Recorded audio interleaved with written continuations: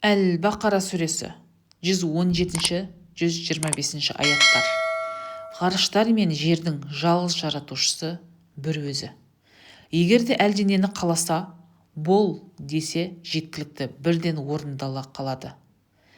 Жөн білмейтіндер, Алла бізбен өзі тікелей сөйлессе ғой, немесе бізге бір мұғжиза жіберсе болар еді, дейді. Бұған дейінгілер де дәл осындай сөз айтып еді. Тіпті олардың жүректері де бір-біріне ұқсайды. Ақиқи белгілерді біз шынайы сенімге ие болған қауымға жеткізіп қойғанбыз.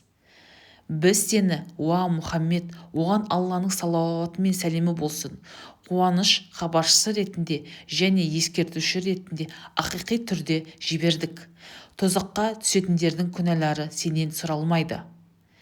Олардың соңына еріп, ұстанған діндерін қабылдамайынша, яһудилер мен насаралар саған еш уақытта ризашылық білдірмейді.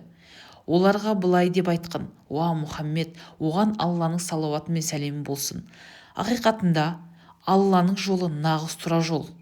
Ал егерде сен өзіңе келіп жеткен хақ білімнен кейін де олардың азғыруларына еріп кететін болсаң, Алла тарапынан саған қамқорлық та жәрдем де болмайды.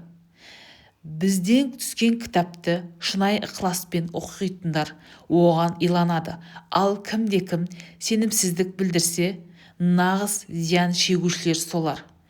Ей Исраил ұрпағы, сендерді сондай нығметтерге бөлеп, жер жүзінде мәртебелеріңді көтергенімді естеріңе алыңдар.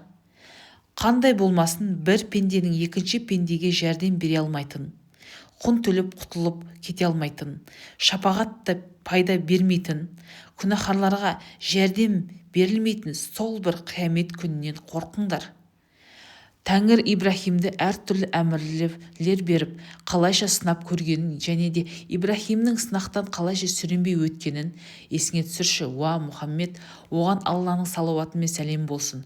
Сол кезде Алла оған: абзалы, мен сенің барлық адамдарға имам, діни басшы жасаймын, деді.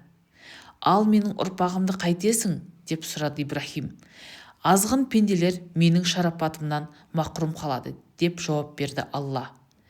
Сөйтіп біз Ибраһимнің тұрған орнын ғибадат жасайтын орынға арнаңдар, дедік те, сол үйді адамдар жиналатын бейбітшіліктің мекені жасадық. Маған тауап қылып, рухуқ етіп, сәжде жасаушылар үшін үйімді таза ұстауды Ибраһим мен Исмайылға парыз еттім.